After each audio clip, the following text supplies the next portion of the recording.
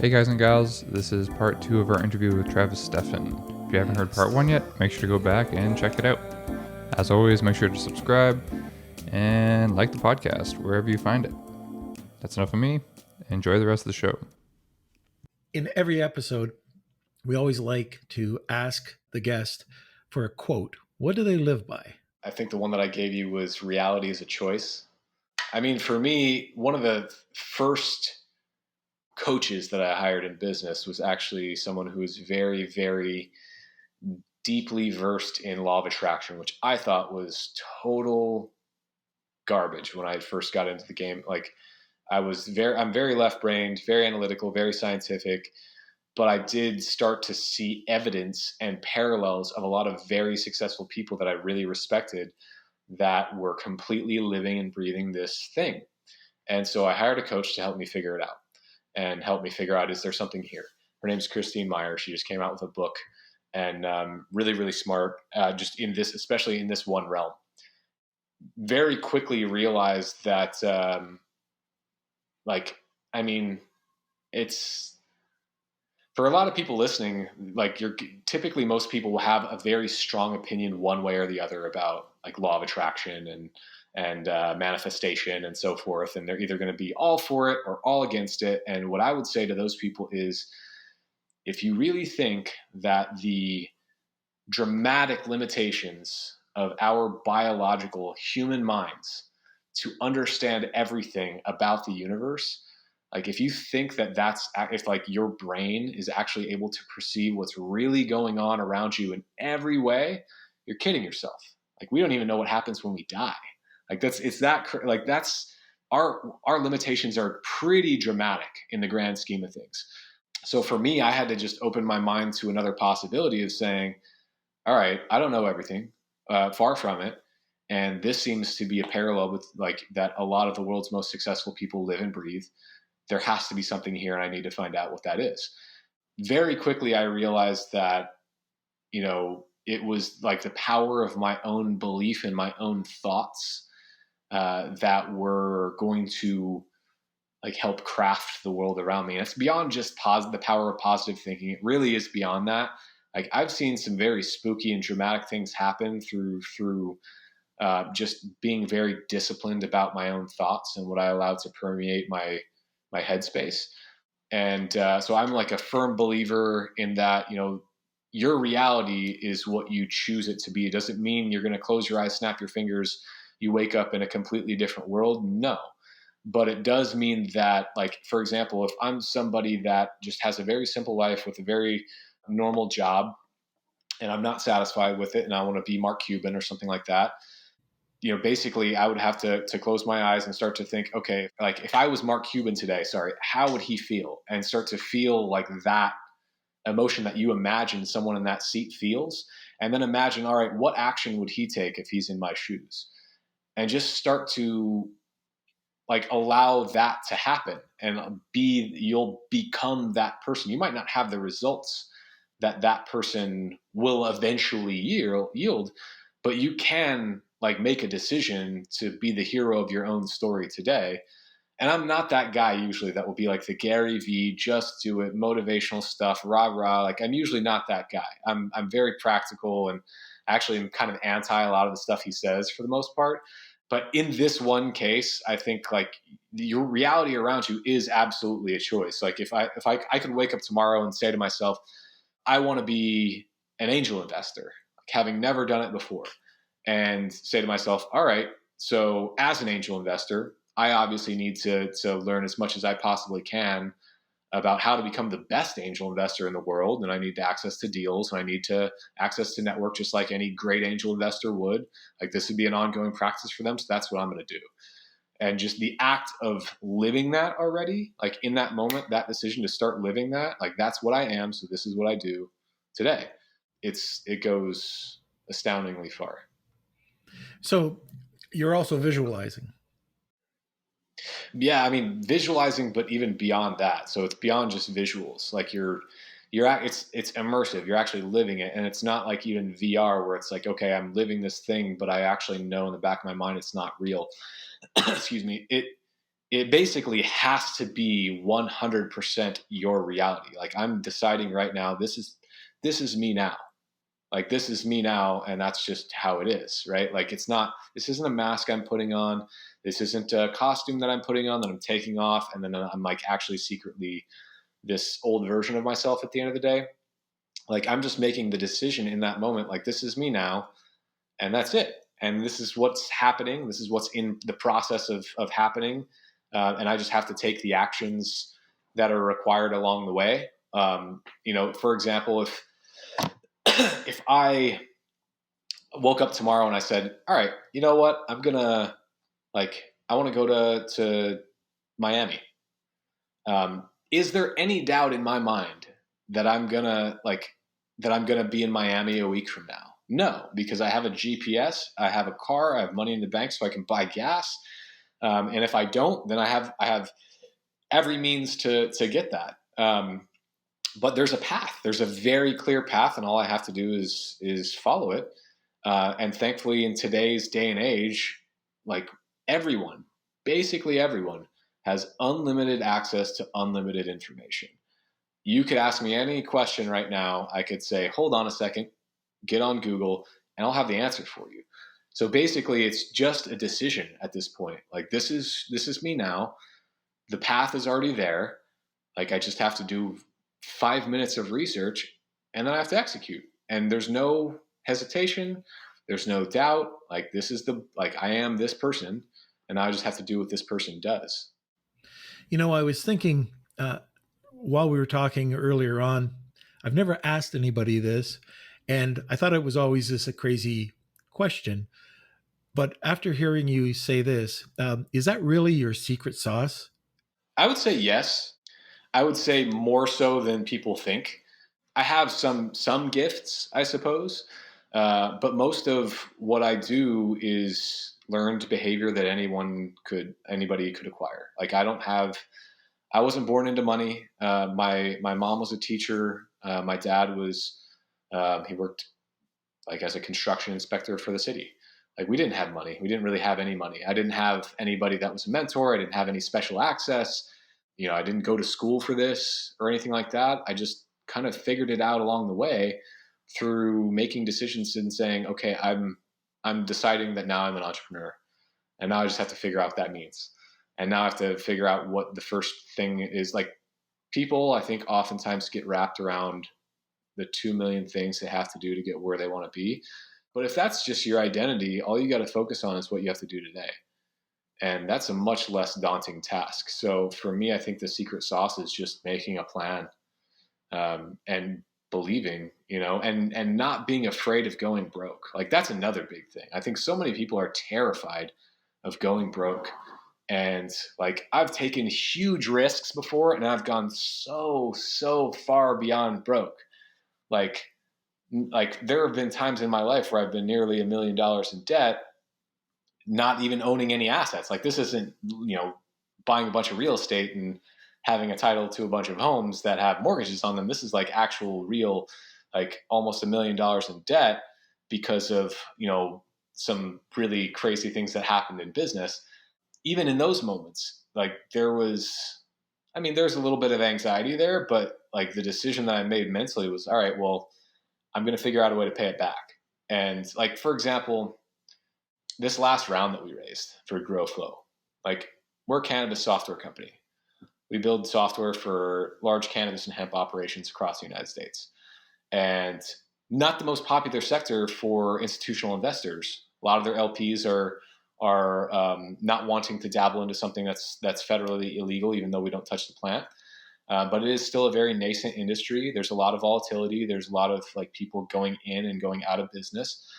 And a lot of investors didn't want to touch it. So I probably talked to 100, I think the last count was like 194 investment funds at the end of the day that we pitched to. And 192 of them said no. It would have been very easy for me after 50 of them, or after 100 of them, or after 150 of them to be like, maybe we need to figure out another way, because that was over the course of 8-9 months, even though the company was really healthy and growing really fast and the team was awesome and there's just a ton of opportunity there. And it was just, the decision was, this is going to continue until we close the round or every investor in the country gets a restraining order against me. Like those were our two, it was binaries. One was going to happen or the other was going to happen. And I think just through that one decision, it became very simple. Like, this is going to be my life until it's not. So I think just the commitment has been a secret sauce as well. And I think, honestly, a lot of folks who have had certain disadvantages in life sometimes will unfortunately use those as because I've had them too. I haven't had the same ones as others have, but I think everybody is born on a different base, or on the base path, so to speak. And everyone has some advantages, some disadvantages. Some people are smarter than others. Some people are stronger than others. Some people are more resilient than others. Some people have a deeper network or more money than others. So you basically have to use what you've got. You have to play the hands that you're dealt. And regardless of what those hands are, and regardless of what your advantages or disadvantages are, I think it's just important to make a decision and just stick to it until you reach the result that you want. And you're going to slip up and fall on your face. And just kind of like every one of those times, you just have to be like, all right, what did I learn? Alter your approach and try again. Yeah, I always use the expression that, you get kicked between the legs enough times, the next time you get kicked, it's not so bad. Yeah, sure. It's still bad, but not so bad. Yeah, maybe I'll wear a cup the next time. Yeah, right. Maybe Exactly. Maybe I'll move and bob and weave.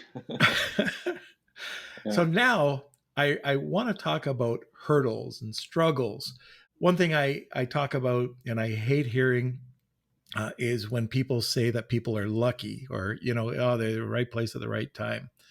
And they don't realize how hard people have had it to get to where they are. So let's talk about that. What have been some of your major struggles, and how did you overcome them? Yeah. So, I mean, and I'll tell you a good story about that. But first, I will talk about luck a little bit.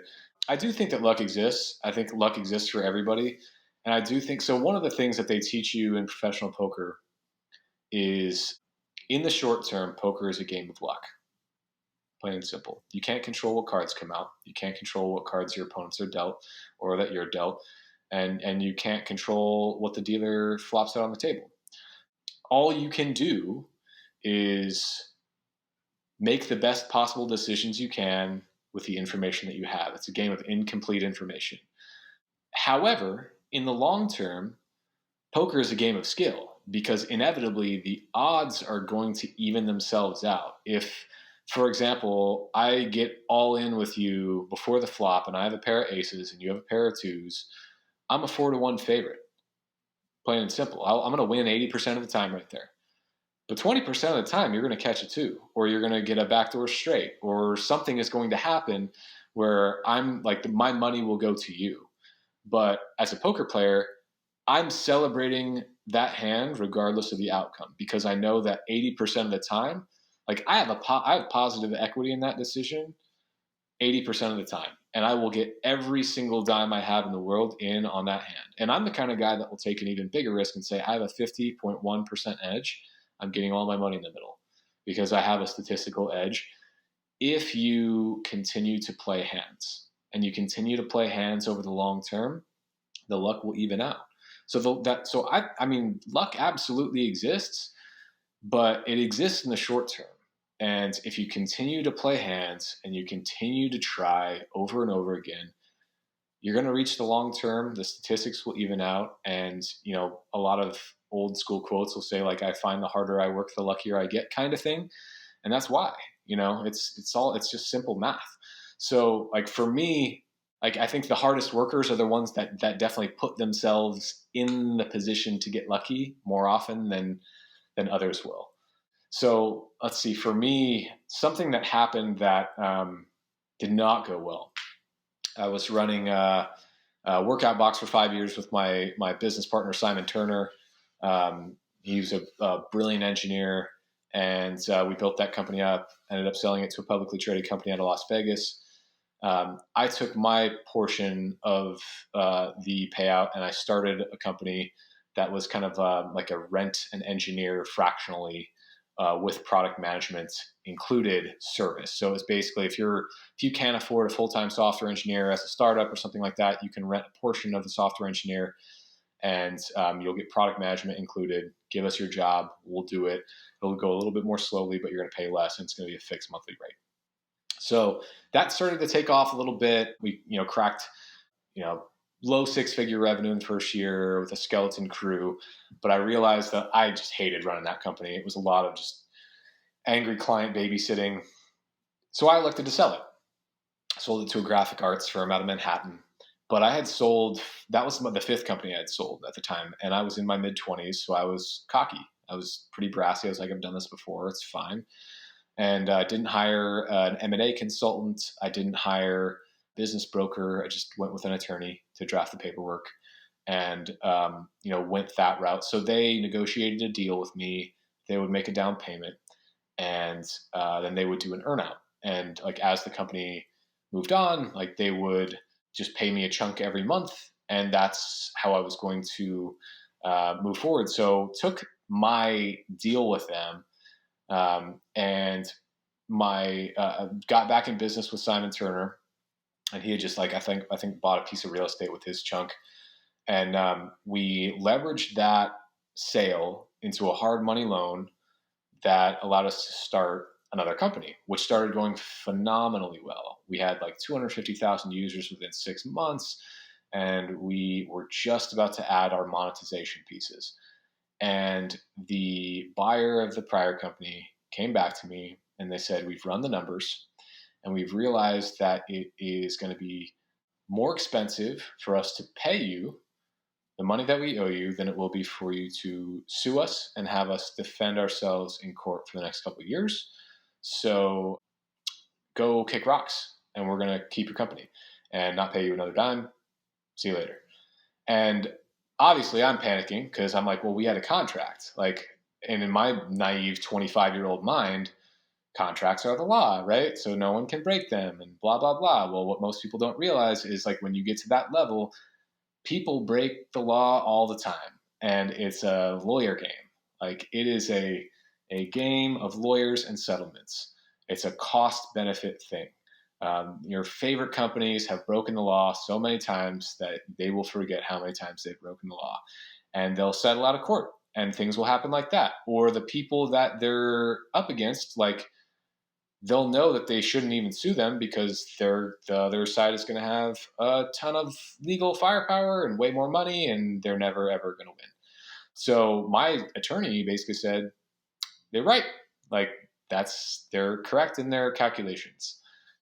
So I was crushed because we had to go back to that hard money lender and say, this deal is now off so that what we leveraged against is incorrect. And they called the loan. So suddenly I had several hundred thousands of dollars of debt on my shoulders, and Simon had the same thing on his. Now, we both did what anybody would do in that situation is we went to Silicon Valley and took jobs at an early stage startup. We just decided to build somebody else's company for a little while we started to pay those, that debt back by any means necessary. Unfortunately, shortly thereafter, life happens. And one of Simon's close friends was mentally ill. They went on vacation together in the Canadian Rockies, and his friend killed him. And so Simon's debt then goes over to me. So I have both of our debt now. Yeah. So I didn't want that to go to his family because his family wasn't going to be able to afford that. So now I have just south of $1 million in debt. And I'm thinking to myself, what am I going to do here? I don't want to declare Chapter 11 because it's going to be so hard I won't be able to be an officer in a publicly traded company for a certain period of time. I won't be able to go get a loan from a mortgage banker for 7 years at least or something like that. There are a whole bunch of things that happen when that occurs, and it would torch my reputation with a bunch of other people in business because I would have completely screwed over this lender. So I started thinking to myself, okay, what can I do? I'm just going to figure it out. And I had recently heard a podcast with Chris Sacca legendary VC with lowercase capital, who, oh gosh, like he was a day trader before the '08 crash, and he was leveraged to the max. I think he had something like, I don't know, he got smoked for like $25 million or something like that. And he was in debt that much, and like basically just figured out a way to pay it back. And after listening to a couple of those episodes, I'm like, all right, I am going to figure this out. So, just did some creative negotiating with the lender, consulting deals, starting other companies on the side, working my ass off in Silicon Valley, and doing whatever I had to do. And after I think 3 years, I was able to get out of the hole, and was just living in a studio apartment the whole time.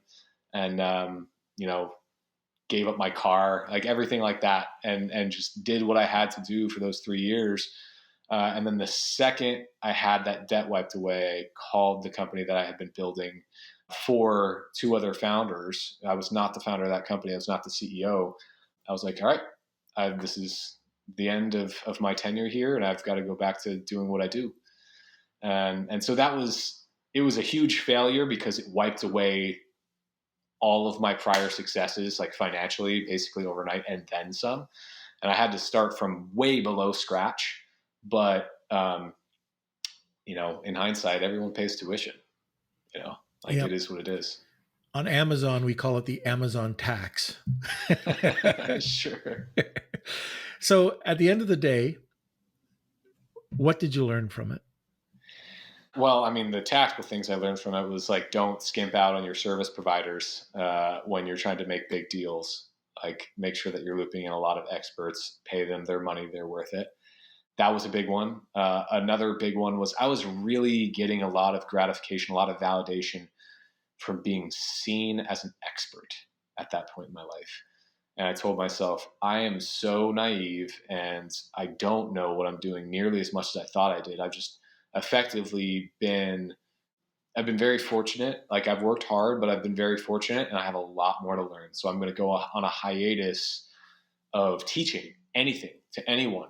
So you'll probably see a gap in any of my media appearances for about 4 or 5 years. And those ended in 2015, and they didn't start again until this year, maybe last year. And that's why, because I basically said, I want to go on hiatus from teaching anything. I'm going to go back to being a student. Even if somebody is just like an Uber driver, or they're working at a restaurant or something like that. And some people will be like, well, what can that person teach me? A lot. Like, they actually have a lot of really great lessons to teach, and a lot of awesome wisdom in life. So I wanted to be everyone's student for many years. And so I'm still on that train pretty hard, but I did decide inevitably, okay, I'm going to start to gift some of the lessons that I've learned to others again. But it did forever change me in that way. I've never even considered the same mindset where I'm like, oh my gosh, I just know everything, and everything I touch turns to gold. I was very cocky at that point in my life, and it was not the way to be successful at all. So let's turn it around. Let's talk about some of your successes. I mean, on the surface, this is a harder topic for me to talk about because I'm my own toughest critic. I suppose the exits have been lovely. A lot of them I haven't even raised money for at all. So I've owned either 100% or 50% of the equity, and I've had a co-founder or something like that. There was a company that I started with a friend of mine who's now one of the C-levels at Growflow with me. He and I started a side hustle in 2015, and maybe we invested $300-400 on it. One of the first clients that we got, 6 weeks later, he was like, this is awesome, and I really want to buy your company. Would you sell it to me? I'd give you $50,000 for it. And we're like, done. Well, this is, of course, yeah, sure. 6 week turnaround, turning $300 into $50,000, sure. So that was a fun little win. And then another one that I'll share that was fun was every once in a while I'll search for fun little unique opportunities. And so I found that there was a guy that had been squatting on the domain name thebomb.com, which is a fun little just phrase that a lot of people will use in pop culture. Something as thebomb.com. And and he was just squatting on it. There was nothing there. And so I just did a DNS search and got in the Whois database, and I found who the guy was and started to try to just bludgeon him with emails. And eventually he responded and I was like, hey, I would like to buy this domain from you. Are you planning to use it for anything? And we just got into a dialogue. Eventually he sold it to me for $17,000. And I turned around, and there's a website. I don't know how big they are these days, but there were maybe 3 or 4 years ago, they were huge. The Chive. The Chive was like a big viral content site. And I think they were like the ones that created like the whole keep calm and carry on kind of, anyway, big. They had a lot of traffic, and they were a huge, uniquely generated content and meme site, things like that.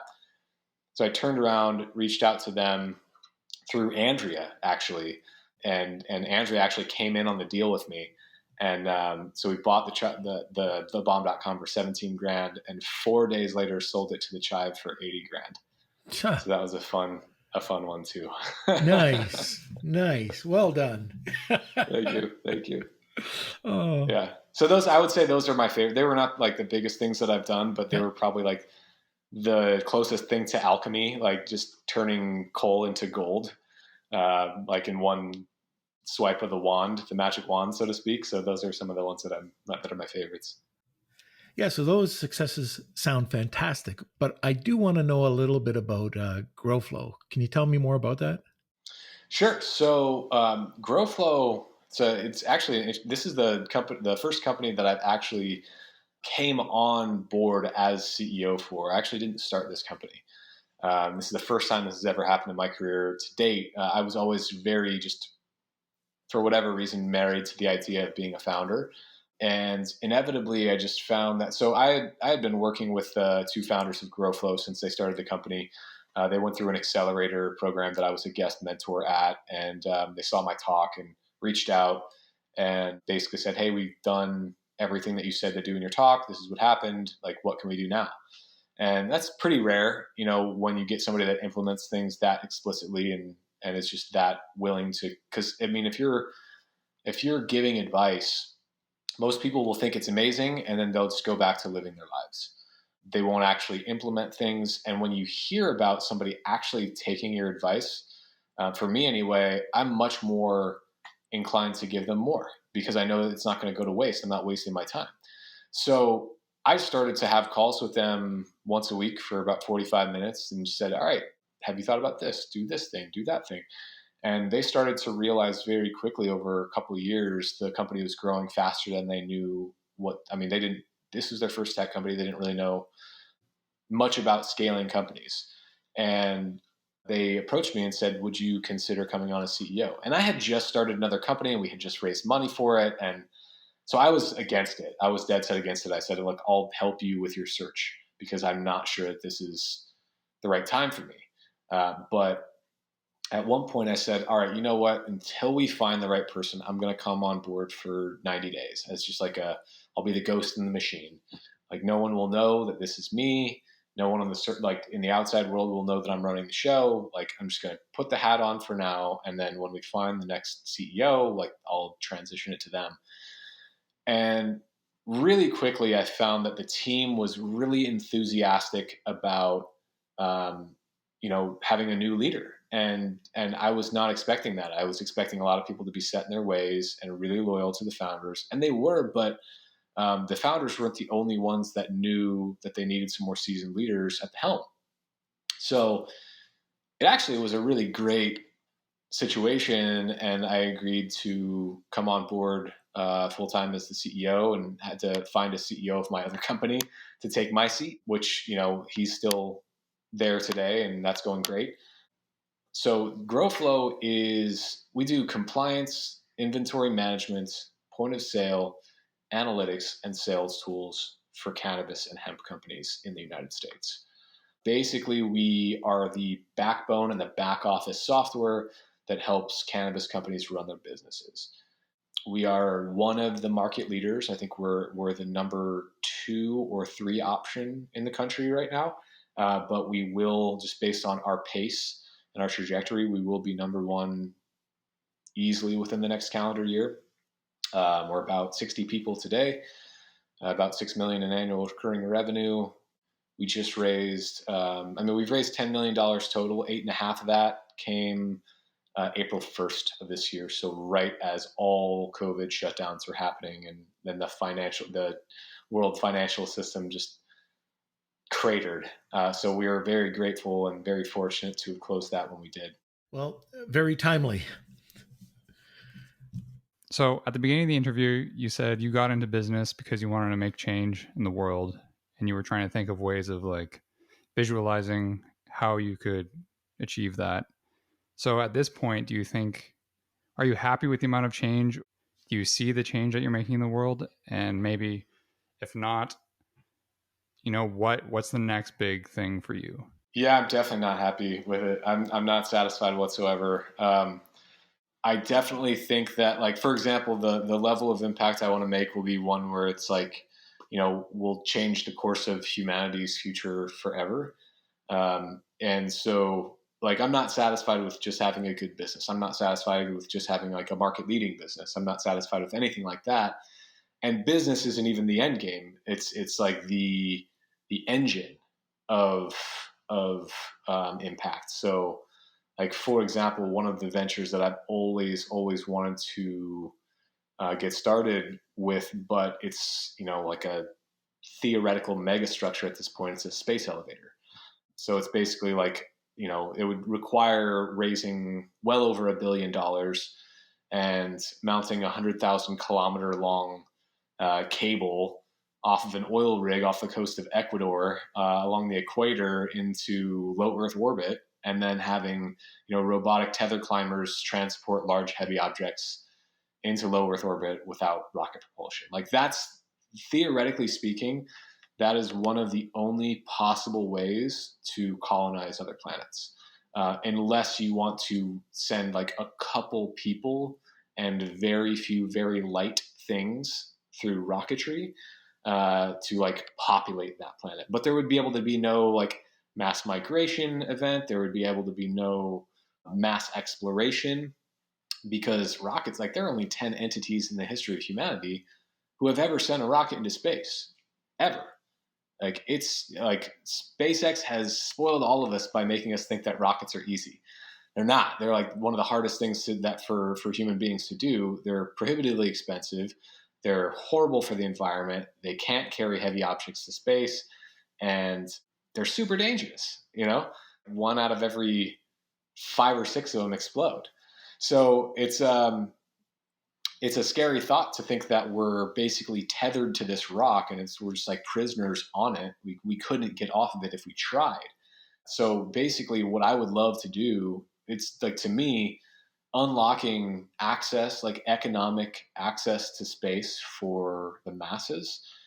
To me, it would be like a bigger deal than like inventing the internet, because you're just unlocking not just unlimited like possibility, but we don't even know the kinds of things that we'll find. Like, I would love to be a part of something that's that impactful. So I'm like, to me, I haven't even gotten to my own 1 yard line yet. So Hayden, with that being said, you know what's really cool? What? We'll know that guy.